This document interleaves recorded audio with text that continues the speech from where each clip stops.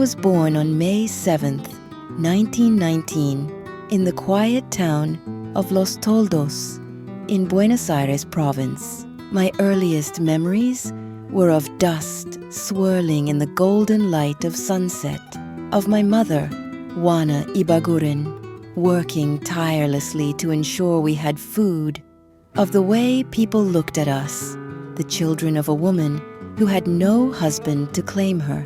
My father, Juan Duarte, had a family elsewhere, and though he provided for us for a time, we were ultimately left to fend for ourselves.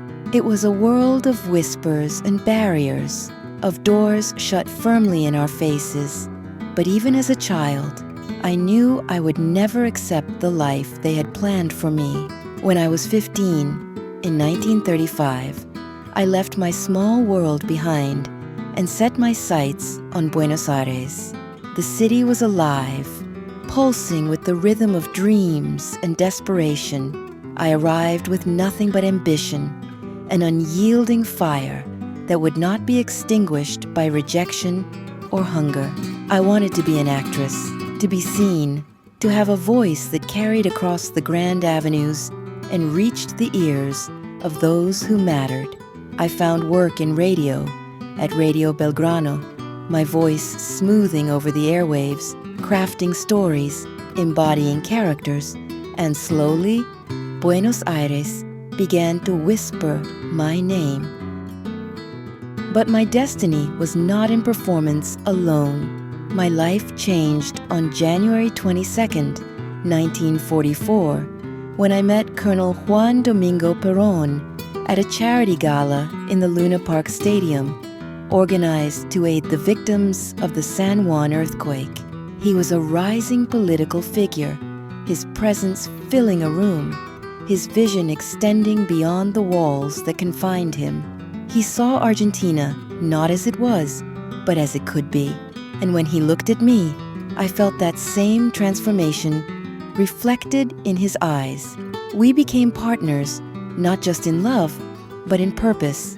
He spoke for the workers, the poor, the forgotten, and I learned to wield my voice, not as an actress, but as a woman of action.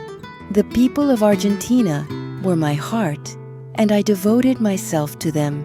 I traveled to factories, hospitals, and orphanages, embracing those whom society had cast aside. I spoke not in grand pronouncements, but in simple truths, words that carried the weight of sincerity.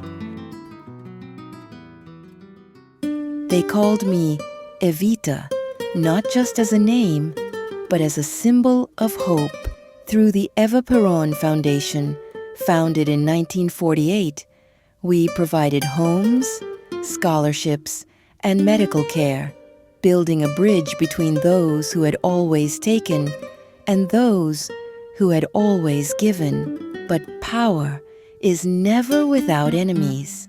The oligarchy and the conservative factions in the military whispered against me, the aristocrats who scoffed at a girl from the Pampas, daring to stand among them.